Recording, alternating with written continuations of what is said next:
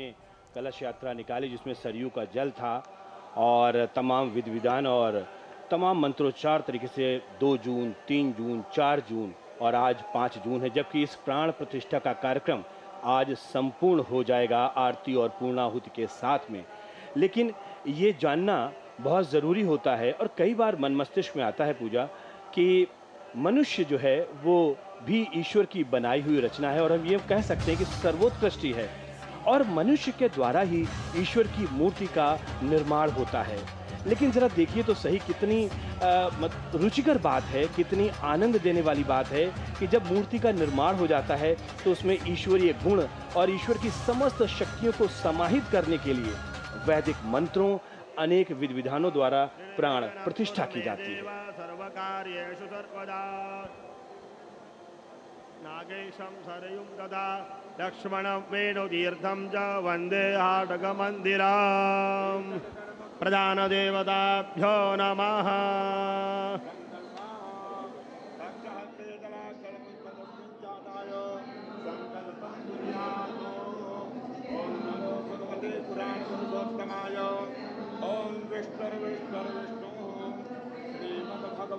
महापुरुषस्य विष्णुराज्ञया प्रवर्तमानस्य अद्य ब्रह्मणे द्वितीयपरार्धे विष्णुपदे श्रीश्वेतवाराह कल्पे वैवस्वत मन्वन्तरे अष्टाविंशतितमे युगे कलियुगे कलिप्रथमचरणे जम्बूद्वीपे भूर्लोके भरतखण्डे भारतवर्षे आर्यावर्तैकदेशान्तर्गत अयोध्यायां ब्रह्ममानसतीर्थक्षेत्रे सरयूनद्याः यथोक्तदिग्भागे कालयुक्तनाम्नि संवत्सरे श्रीसूर्ये उत्तरायणे ग्रीष्म ऋतौ महामांगल्यप्रदमासोत्तमे मासे पुण्यपवित्रमासे ज्येष्ठमासे शुभे शुक्ले पक्षे अद्य दशम्यां तिथौ गुरुवासरे पूर्वाभाद्र नक्षत्रोपरि उत्तराभाद्रपद दिवस नक्षत्रे विषकुंभयोगे वाणिज्यकरणे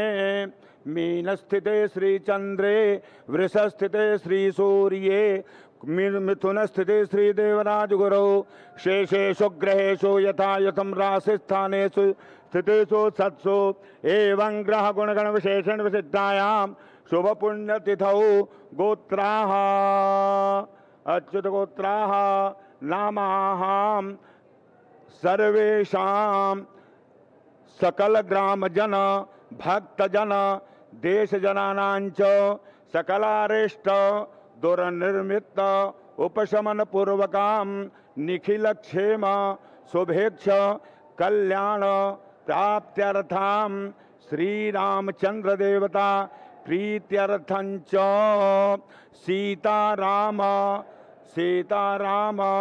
लक्ष्मण भरत शत्रुघ्न सूर्य हनुमत सूर्यनारायण गणेश भगवती अन्नपूर्णा शिव गणपति मूर्तीनां प्राण प्रतिष्ठां करिष्ये। हो गया, हाथ में जल दीजिएगा। ओम अस्य श्री प्राण प्रतिष्ठा मंत्रस्य ब्रह्म विष्णु रुद्रादिशयादिगयो सामान्य छंदांसि क्रियामय वभु प्राणाख्या देवता आम बीजम क्रौम की शक्ति क्रौम कीलकम प्राण प्रतिष्ठायां विनियोगाः ओम ब्रह्म विष्णु रुद्र शुभ्यो नमः शीर्षे ओम ऋग यजु साम छंदोभ्यो नमः मुखे ओम प्राणाख्य देवता ये नमो। आप इस समय देख रहे हैं श्री राम दरबार प्राण प्रतिष्ठा समारोह का ये विशेष प्रसारण आपके अपने चैनल दूरदर्शन पर और निश्चित तौर पर दूरदर्शन और प्रसार भारती के समस्त वरिष्ठ अधिकारियों के तमाम प्रयासों के बाद में हमारे जो तमाम साथी हैं, जो तमाम हमारे तकनीकी सहायक हैं, उन लोगों की सहायता के साथ, उन लोगों के तमाम प्रयासों के बाद ये प्रसारण सफल हो रहा है और देश और दुनिया के तमाम देशों में ये सीधा प्रसारण इस वक्त आप देख पा रहे हैं अपने दूरदर्शन पर। और जब हम बात करते हैं दूरदर्शन की तो एक भरोसे का नाम है आपका अपना दूरदर्शन और इसीलिए आप सभी अपने दूरदर्शन से बेहद प्रेम करते हैं और उसी प्रेम के वशीभूत होकर हम वो सब कुछ आप तक पहुंचाते हैं जिनको आप देखना चाहते हैं और आप इस वक्त विशेष प्रसारण देख रहे हैं श्री राम दरबार प्राण प्रतिष्ठा समारोह का। और मैं इस समय मौजूद हूँ श्री राम जन्मभूमि मंदिर परिसर में। और जैसा हम आपको पहले बता रहे थे कि प्राण प्रतिष्ठा का कार्यक्रम है, और प्राण प्रतिष्ठा का कार्यक्रम अपने आप में बड़ा महत्वपूर्ण होता है। प्राण प्रतिष्ठा, इसका महत्व बहुत ज्यादा है। अगर इसको आप महसूस करके देखेंगे तो 3 दिन से लगातार ये कार्यक्रम चल रहा है, और जरूर हमारे दर्शक इस बात को जानना चाहते होंगे कि प्राण प्रतिष्ठा का ये महत्व कैसा होता है, और निश्चित तौर पर हम ये बताना भी चाहेंगे। क्या कहना चाहेंगी पूजा आप? बिल्कुल मनीष, प्राण प्रतिष्ठा का जो महत्व है बहुत ही खास है। मंदिरों में जब मूर्तियां लाई जाती हैं तो वे केवल पत्थरों की होती हैं, लेकिन प्राण प्रतिष्ठा कर उन्हें जीवंत बनाया जाता है, जिससे वे केवल मूर्तियां न रह जाएं, बल्कि उनमें भगवान का वास हो। प्राण प्रतिष्ठा के बिना कोई भी मूर्ति मंदिर में स्थापित नहीं होती। प्राण प्रतिष्ठा के लिए देवी या देवता की अलौकिक शक्तियों का आवाहन किया जाता है, जिससे कि वो मूर्ति में आकर प्रतिष्ठित यानी विराजमान हो जाते हैं, और इसके बाद वो मूर्ति जीवंत भगवान के रूप में मंदिर में स्थापित हो जाती है। प्राण प्रतिष्ठा के कारण ही कहा जाता है कि एक पत्थर भी ईश्वर का रूप धारण कर सकता है। कहा जाता है कि प्राण प्रतिष्ठित किए जाने के बाद खुद भगवान उस प्रतिमा में उपस्थित हो जाते हैं, और तब हम भगवान से अपने मन की बात कहते हैं, अपने दुख कहते हैं, अपने सुख कहते हैं, और ढेर सारा उनको आज धन्यवाद देते हैं। मनीष। बिल्कुल पूजा, और इस समय 2 तस्वीरें हम अपने टेलीविजन स्क्रीन पर देख रहे हैं। शिवलिंग, इसका भी आज यहाँ पर प्राण प्रतिष्ठा का कार्यक्रम चल रहा है, और हम आपको ये बता दें कि जो मंदिर क्षेत्र है इसके ईशान कोण अर्थात उत्तरी पूर्वी कोना में शिवलिंग की स्थापना हो चुकी है, और इसका प्राण प्रतिष्ठा का कार्यक्रम चल रहा है। ये शिवलिंग अपने आप में बहुत महत्वपूर्ण है, और कहा जाता है कि पूरे देश और दुनिया में जहाँ कहीं पर भी शिवलिंग जाते हैं, जो प्रतिमाएं जाती हैं, उनको नर्मदा के तट से लेकर आया जाता है, और नर्मदा के तट से लाया गया शिवलिंग वाकई अपने आप में दिव्य होता है। उसमें कई विशेष गुण माने जाते हैं, और जो मूर्तिकार हैं, जो इसके जानकार हैं, वो उनके गुणों को विशेष तौर पर बता सकते हैं। लेकिन हम तो यहाँ पर अपने सामान्य दर्शकों के लिए इतना ही कह सकते हैं कि वाकई अद्भुत है ये शिवलिंग।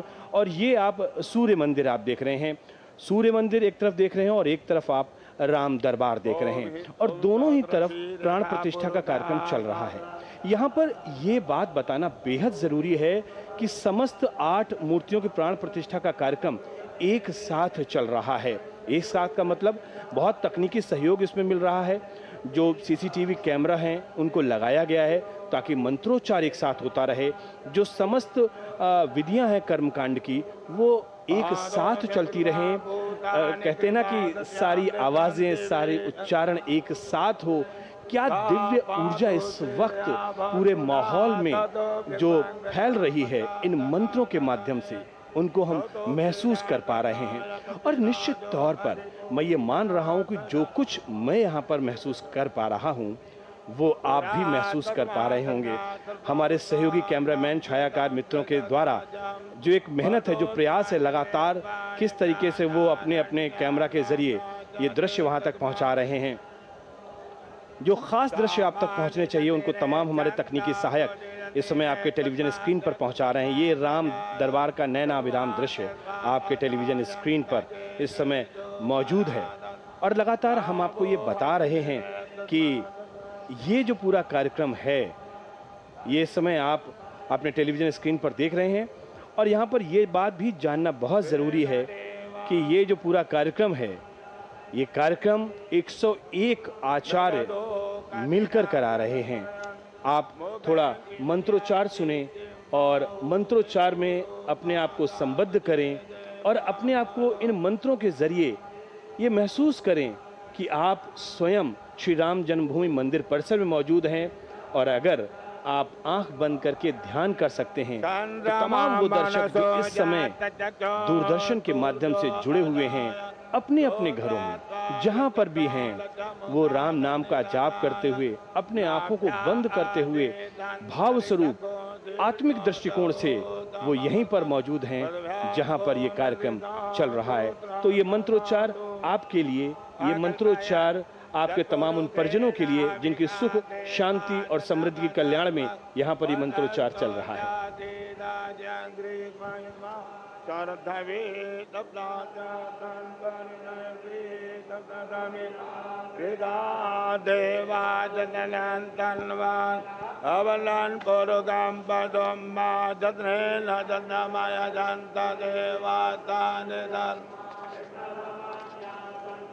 तेहनाकं महिमाना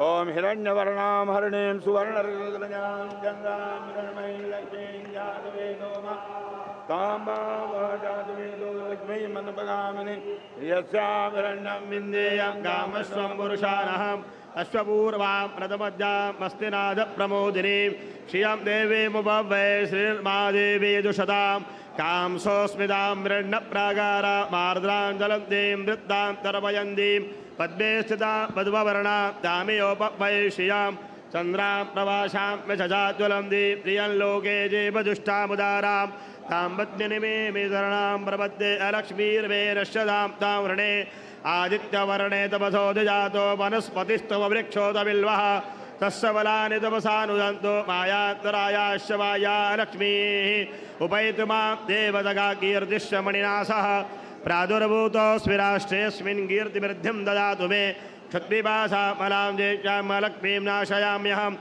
अभूतं समृद्धिं च सर्वां निर्णतु मे क्रियात् गन्धद्वारां दुराधर्षां नित्यपुष्टां करीषिणीम् ईश्वरीं सर्वभूतानां तामेयोपवै श्रियां मनसा काममाकूतिं वाचा सत्यमशीमहि पशूनां रूपमन्नस्य मयि श्रीश्रेतान्यशः कर्दमेन प्रजाभूता मयि सम्भवकर्दमा श्रियं वादये मे कुले मातरं पद्ममालिनीम् आपादृजन्तु जिज्ञाने जिग्लीतवसमे गृहे निजदेवी मातरं श्रियं वादय मे कुले आर्द्रां पुष्करणे पुष्टिं मिङ्गलां पद्ममालिनीं चन्द्रां हिरण्मयीं लक्ष्मीं जातवेदो मावः आर्द्रां यकर्णीं यष्टिं सुवर्णां हेममालिनीं सूर्यां हिरण्मयीं लक्ष्मीं जातवेदो मावः तां माव जातवेदो लक्ष्मीमनपगामिनीं यस्यां हिरण्यं प्रभूतं गावो दास्योश्वान्मिन्देयं पुरुषानहम् यः शुचिप्रेतो भूत्वा धूयादाजमन्महं श्रियं पञ्चदशरजं च श्रीकामः सततं जपेत।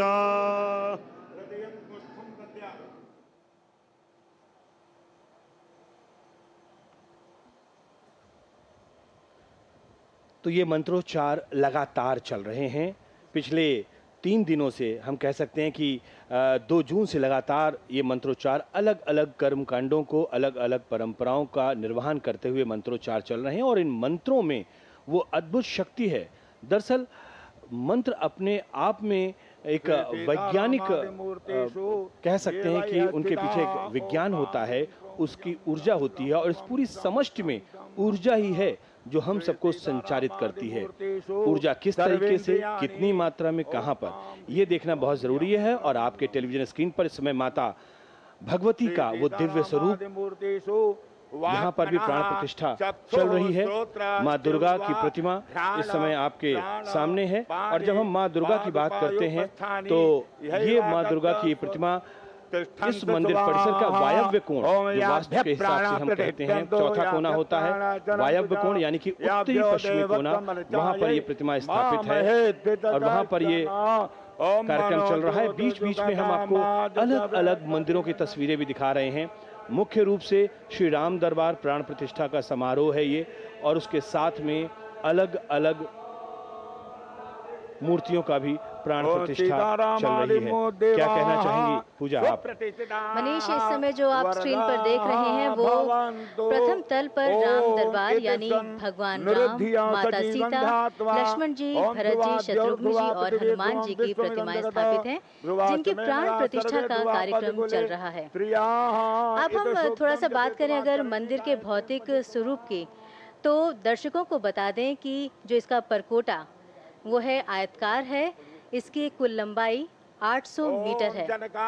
परकोटे के अंदर 14 फीट की चौड़ाई है और वो छायादार है। मनीष, बिल्कुल, आप भौतिक स्वरूप का जिक्र कर रहे हैं और ज़रूर दर्शक जानना भी चाहेंगे, लेकिन इसके साथ ही साथ चूंकि स्क्रीन पर वो जो देख रहे हैं दृश्य पूजा, हम चाहते हैं कि हम उस दृश्य के बारे में और उसके पीछे छुपे हुए मर्म के बारे में, ये देखिए जिसका जिक्र हमने पहले किया हुआ था, ये है वो शिवलिंग जो नर्मदा के तट से लाया गया है।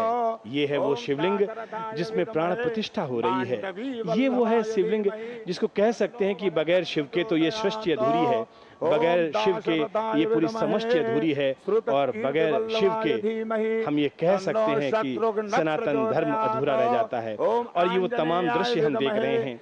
हम एक दृश्य में खोते हैं तब तक दूसरा दृश्य हमारे समक्ष मौजूद होता है। बजरंगबली हनुमान, जहाँ राम है वहाँ हनुमान है, और जहाँ हनुमान है वहाँ पे ऊर्जा का तो स्रोत अनंत है। ये सारी चीजें हम बता रहे हैं, लेकिन इसके साथ ही साथ हम अपने दर्शकों को जो जानकारी दे रहे हैं पूजा, उस जानकारी को भी हम आगे बढ़ाते चलेंगे कि सूर्य, जैसा आपने पहले भी कहा कि भगवान सूर्य चूंकि भगवान श्री राम के कुल देवता हैं, सूर्यवंशी कहा जाता है, तो सूर्य की जो प्रतिमा है वो भी यहाँ पर स्थापित हुई है। और ये भगवान सूर्य का जो रथ है वो नैऋत्य कोण जिसको कहते हैं ना, दक्षिणी पश्चिमी कोना जो होता है। जी हाँ मनीष, ये जो कोना है ये घर के मालिक या स्वामी का कोना होता है, और इसमें राम के कुल के पिता भगवान सूर्य का रथ स्थापित किया जा चुका है। यानी भगवान सूर्य की प्रतिमा के प्राण प्रतिष्ठा का कार्यक्रम चल रहा है। और जैसा हम लगातार अपने दर्शकों को बता रहे हैं कि कुल 8 मूर्तियों की प्राण प्रतिष्ठा है। अगर हम राम दरबार को हम एक रूप में मानते हैं तो यहाँ पर भगवान सूर्य, हनुमान जी, प्रथम पूजनीय गणपति जी, माँ दुर्गा, माँ अन्नपूर्णा और शिवलिंग, इसके अलावा शेषावतार। अगर हम इस तरीके से पूरा इसकी गणना करते हैं तो 8 मूर्तियों की प्राण प्रतिष्ठा का ये कार्यक्रम चल रहा है, और सारे कार्यक्रम एक साथ चल रहे हैं, मंत्रोच्चार एक साथ चल रहा है। और इन तमाम मंदिरों के बारे में, विग्रहों के बारे में, इसके पीछे छिपे हुए महत्व के बारे में लगातार हम आपको बता रहे हैं।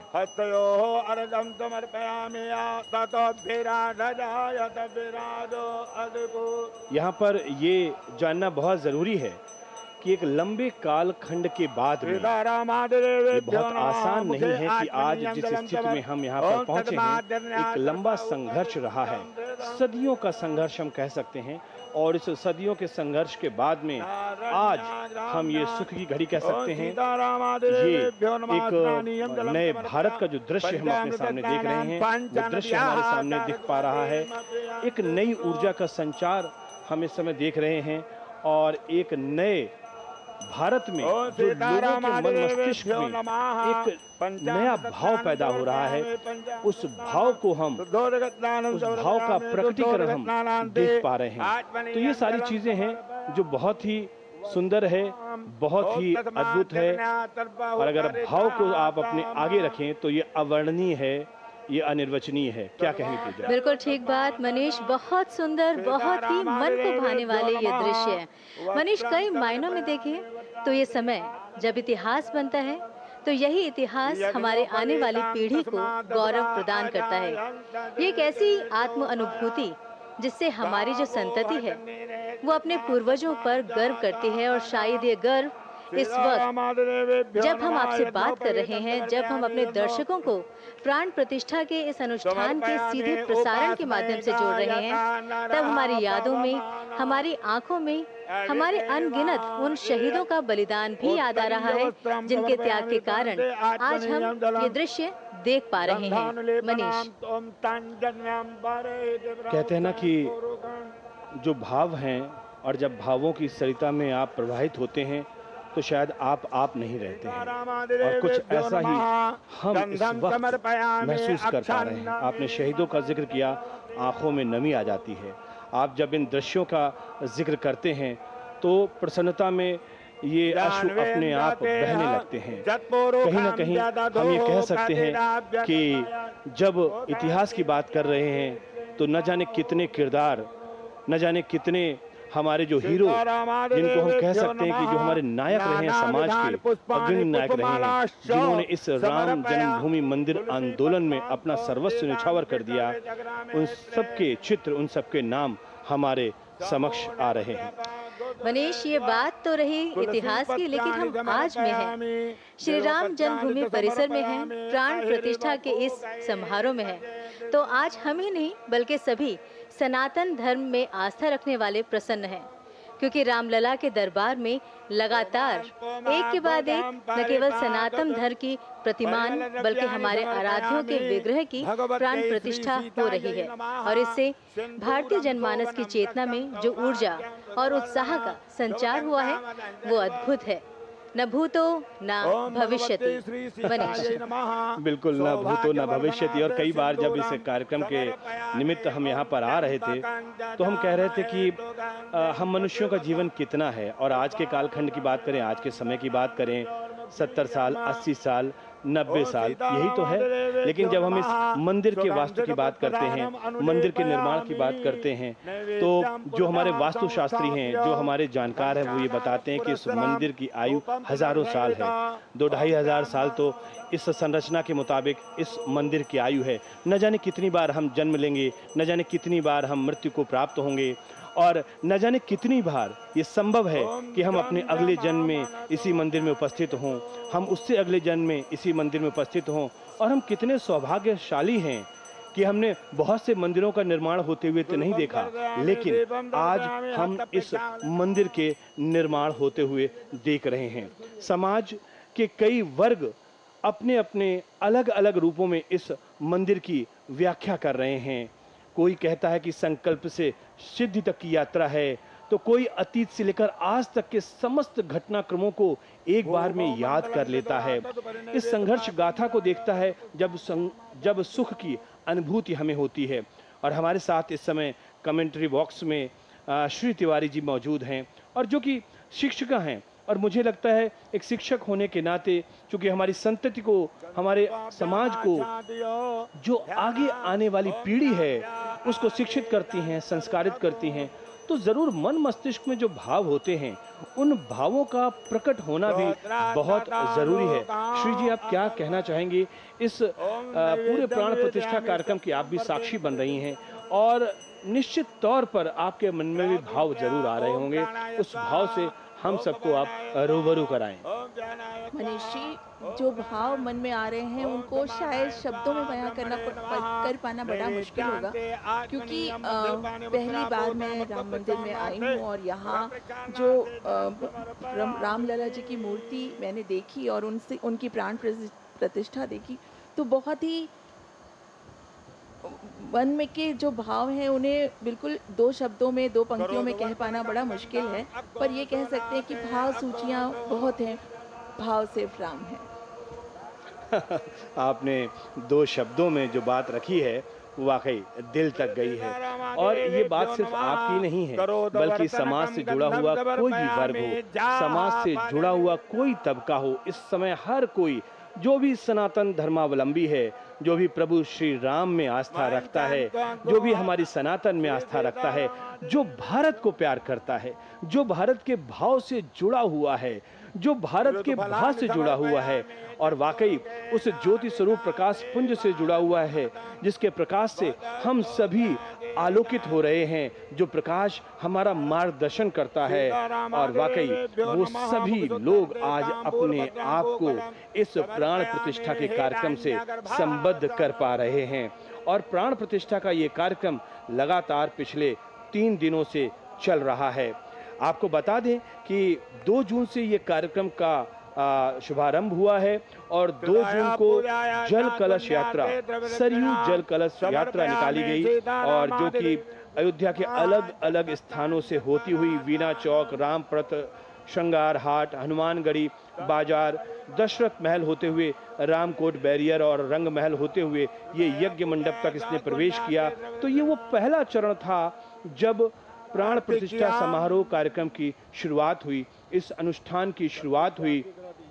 और इसमें कह सकते हैं कि आप देखिए ना कि हमारे यहाँ जो भी कार्यक्रम होते हैं वो अलग अलग जो हमारे प्रकृति के अवयव हैं उनके प्रति हम अपने प्रेम का, अपने भाव का, उनके प्रति हम एक आदर का जो प्रकटीकरण करते हैं, वही है हमारी ये परंपराएं। और इन परंपराओं में कहीं ना कहीं विज्ञान है, प्रकृति का संरक्षण और संवर्धन है। क्या आप हमसे सहमत हैं पूजा जी? बिल्कुल, जो आपने कहा वो बिल्कुल सत्य वचन कहा मनीष। हर चीज़ का एक तरीका होता है, एक विधि होती है, और ये जो प्राण प्रतिष्ठा की आप प्रक्रिया देख रहे हैं, इसकी भी एक विधि है। सामान्यतः जो सर्वमान्य या फिर यूँ कहें कि जो सर्वसुलभ प्रक्रिया, या फिर ऐसे भी कह सकते हैं कि जो आम लोगों के लिए जो प्रक्रिया होती है, उसके अनुसार सबसे पहले हम प्रतिमा को गंगाजल या विभिन्न पवित्र नदियों के जल से स्नान कराते हैं। फिर स्वच्छ वस्त्र से मूर्ति को पोंछकर नवीन वस्त्र धारण कराए जाते हैं, और इसके बाद प्रतिमा को शुद्ध एवं स्वच्छ स्थान पर विराजित करके चंदन का लेप लगाकर श्रृंगार किया जाता है। फिर बीज मंत्रों का पाठ कर प्राण प्रतिष्ठा की जाती है, और इस समय मंत्रोच्चार कर विधि विधान से भगवान की पूजा की जाती है। अंत में आरती अर्चन कर लोगों में प्रसाद वितरण किया जाता है मनीष। बिल्कुल, ये वो विधि है जो कि हम आमतौर पर एक आम जन के लिए, जो लोग अपने घरों में मंदिरों को स्थापित करते हैं या समाज में अलग अलग जगहों पर मंदिरों की स्थापना होती है, वहाँ पर ये विधि का स्थापना होती है। और ये समय आरती का कार्यक्रम राम दरबार में उत्तर प्रदेश के यशस्वी मुख्यमंत्री श्रीमान योगी आदित्यनाथ जी अपने दर्शकों को एक बात और बताना चाहेंगे पूजा। जब यहाँ पर मुख्यमंत्री योगी आदित्यनाथ हैं, तो हम ये कह सकते हैं कि माननीय योगी आदित्यनाथ 3 पीढ़ियों का नेतृत्व कर रहे हैं यहाँ पर। महंत योगी यानी कि वो खुद गोरक्ष पीठाधीश्वर हैं। उन्होंने भी राम जन्मभूमि का जो आंदोलन लगातार चला, संघर्ष का वो लंबा कालखंड, उसमें उनका भी योगदान रहा है। और उनके गुरु महंत अवैधनाथ महाराज ने, उन्होंने भी अति सक्रिय होकर राम जन्मभूमि आंदोलन में अपना योगदान दिया, जिसके फलस्वरूप हम ये आज का दिन देख पा रहे हैं। और महंत अवैधनाथ के गुरु महंत दिग्विजय नाथ, वो भी इसी श्रृंखला में शामिल रहे हैं। और आज जब वो यहाँ पर उपस्थित हैं, तो आप यकीन मानिए कि हम उन सभी दिव्य आत्माओं का स्मरण कर रहे हैं, उन तमाम दिव्य विभूतियों का स्मरण कर रहे हैं, जिन्होंने अपने बलिदान से, जिन्होंने अपने तमाम अथक मेहनत, उनके प्रयास, उनका सर्वस्व जो उन्होंने निछावर करने की जो भावना रही है, जिसके चलते आज हम ये दृश्य देख पा रहे हैं, उन सभी को हम हृदय की अनंत गहराइयों से न केवल नमन कर रहे हैं, बल्कि हम श्रद्धा से अभिभूत भी हो रहे हैं। और ये दृश्य वाकई अद्भुत हैं पूजा। मनीष, आपने मुख्यमंत्री योगी आदित्यनाथ की बात की।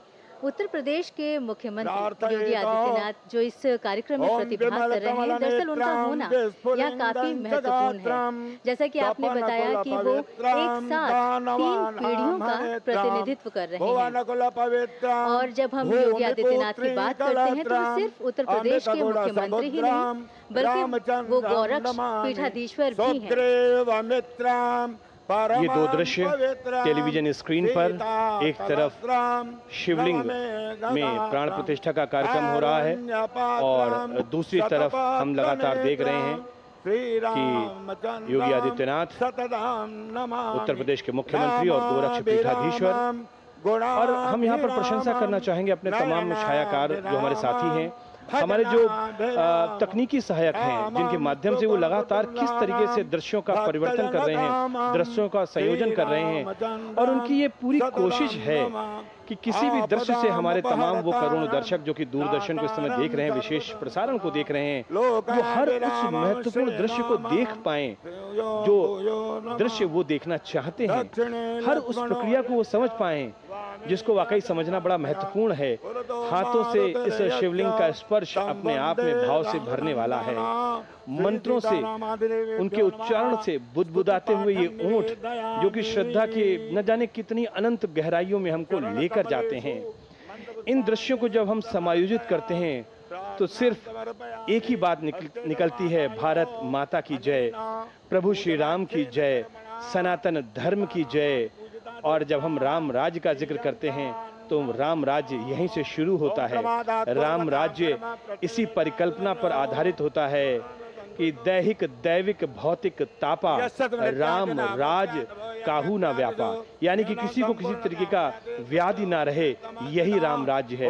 और इसी को प्रेरणा वाक्य मानते हुए उत्तर प्रदेश के मुख्यमंत्री लगातार काम कर रहे हैं और हमारे देश के यशस्वी प्रधानमंत्री श्रीमान नरेंद्र मोदी की मार्गदर्शन में जो लगातार काम चल रहा है वो वाकई प्रेरणा देने वाला भी है। और न जाने कितनी सदियां इस कालखंड की ऋणी रहेंगी कि इस कालखंड में एक ऐसा नेतृत्व हमें मिला, जो नेतृत्व ने भारत को नया भारत बनाया, जिस नेतृत्व ने भारतवासियों के मन में गर्व और गौरव की अनुभूति प्रदान की, जिस नेतृत्व ने सनातन धर्म के अंदर, सनातन धर्म के प्रति लोगों के अंदर आस्था प्रदान की।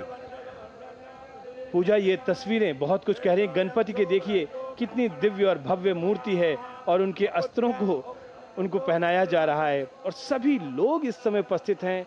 हर कोई मंत्रोच्चार कर रहा है और एक तरफ ये भी हम कहेंगे कि अंदर तो ये मंत्रोच्चार चल रहा है और उधर भगवान सूर्य देव भी लगातार अपने जो कहते हैं ना कि वो अपने प्रभाव को दिखा रहे हैं। इस समय मौसम में भी गर्मी जबरदस्त है। बिल्कुल ठीक बात है मनीष कि मौसम भी अपने पूरे जोश में है। वैसे तो जेठ का महीना है और इस जेठ के महीने में जबरदस्त गर्मी होती है, लेकिन यहाँ पर ये बात ध्यान देने लायक है कि इतनी गर्मी के बावजूद भी आस्था इस पर भारी है, क्योंकि जो आंकड़े प्राप्त हो रहे हैं उसके मुताबिक हाल के दिनों में दर्शनार्थियों की संख्या बहुत आगे तक पहुंच गई थी।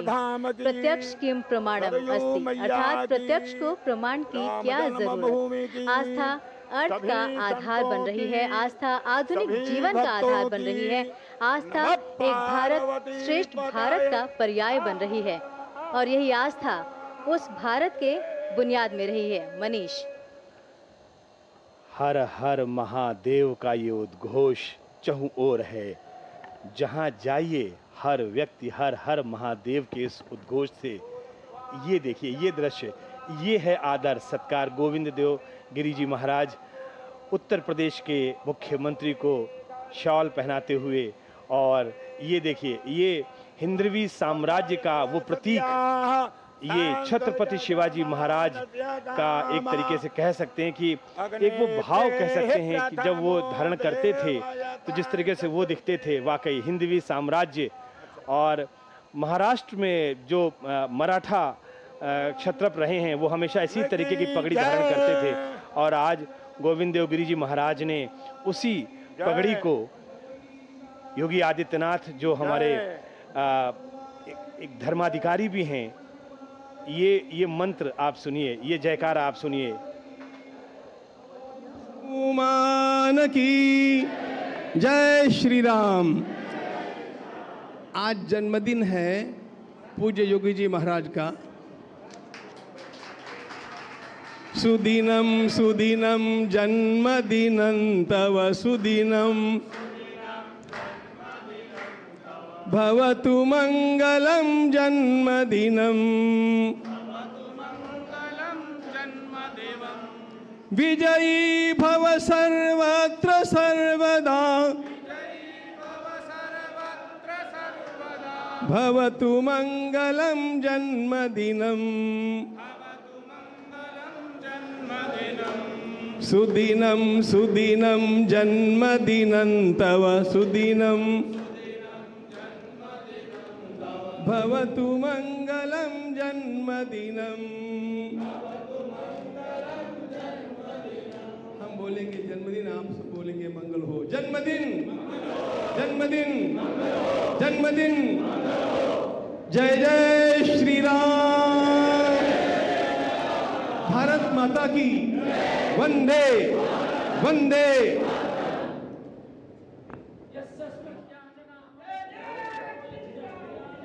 अपने तमाम दर्शकों को मैं एक खास जानकारी देना चाह रहा हूँ, महत्वपूर्ण जानकारी देना चाह रहा हूँ, और वो जानकारी ये है कि आज हमारे जो गोरक्ष पीठाधीश्वर हैं, उत्तर प्रदेश के मुख्यमंत्री हैं योगी आदित्यनाथ जी, उनका आज जन्मदिन है और जन्मदिन की ढेरों शुभकामनाएं योगी आदित्यनाथ जी को। और आज हमारे नृत्य गोपाल दास महाराज जी का भी जन्मदिन है, उनको भी ढेरों शुभकामनाएं। बहुत ही महत्वपूर्ण आलोकनाथ जी दिख रहे हैं यहाँ पर इस समय। ये स्क्रीन पर अलग अलग तमाम वो विभूतियाँ दिख रही हैं। चंपत राय जी दिख रहे हैं इस समय आपको टेलीविज़न स्क्रीन पर। चंपत राय जी हर किसी से परिचित करवाते हुए, उनका परिचय प्रदान करते हुए, जो लोग यहाँ पर आए हुए हैं, जिन गृहस्थों को आमंत्रित किया गया है, हर किसी का चेहरा, हर किसी के मुखमंडल पर एक श्रद्धा का भाव है। एक आत्मा अनुभूति, एक ऐसी गौरव की अनुभूति है कि हर कोई हर किसी के कह सकते हैं श्रद्धा और भाव में झुका हुआ है, एक दूसरे का आभार व्यक्त कर रहे हैं। कोई आने के लिए आभार व्यक्त कर रहा है, कोई बुलाने के लिए आभार व्यक्त कर रहा है, और कोई इस समय का साक्षी होने पर प्रभु श्री राम का आभार व्यक्त कर रहे हैं। नृपेंद्र मिश्रा जी इस समय टेलीविज़न स्क्रीन पर दिख रहे हैं, और इस समय दिनेश जी विश्व हिंदू परिषद के, जो कि इस कार्यक्रम स्थल से योगी आदित्यनाथ जी के ठीक पीछे चल रहे हैं। सबसे आगे चंपत राय जी हैं, उसके बाद योगी आदित्यनाथ जी, और उसके बाद में यहाँ पर ये तमाम लोग श्री राम दरबार, जो कि प्रथम तल पर है, यहाँ से आगे प्रस्थान करते हुए। और एक बात बड़ा महत्वपूर्ण है पूजा, कि जब हम कह रहे थे लगातार कि ये दिन बड़ा महत्वपूर्ण है और इस दिन का मुहूर्त बड़ा महत्वपूर्ण है, तो ये लोगों के मन मस्तिष्क में है कि भाई अभिजीत मुहूर्त है, और अभिजीत मुहूर्त में इस प्राण प्रतिष्ठा के कार्यक्रम को संपन्न किया जा रहा है। तो ये अभिजीत मुहूर्त तो महत्वपूर्ण है, लेकिन कुछ खास है क्या, या इसके बारे में ज़रूर हमारे तमाम दर्शक जानना चाहेंगे। बिल्कुल मनीष, यहाँ पर ये जानना बड़ा ज़रूरी है कि और अचरज में डालने वाला भी है कि अभिजीत मुहूर्त प्रत्येक दिवस में होता है, सिर्फ बुधवार को छोड़कर। यानी कि खास बात यह है कि बुधवार को अभिजीत मुहूर्त नहीं होगा, बाकी हर दिन अभिजीत मुहूर्त होता है, और प्रतिदिन यह अभिजीत मुहूर्त लगभग 45 मिनट का रहता है। और जब प्राण प्रतिष्ठा का कार्यक्रम संपन्न हो रहा है तो यह अनुष्ठान संशोधित मुहूर्त में हो रहा है। ये बहुत शुभ मुहूर्त है, और इस मुहूर्त में किया गया कार्य विजय ही विजय प्रदान कराता है, और प्रतिमा प्राण प्रतिष्ठा के लिए ये मुहूर्त बहुत खास माना जाता है मनीष।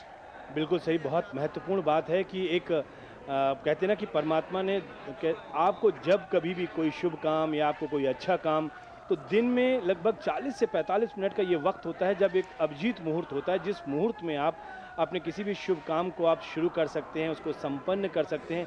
लेकिन ध्यान देने वाली बात यह है कि बुधवार को ये मुहूर्त नहीं होता है।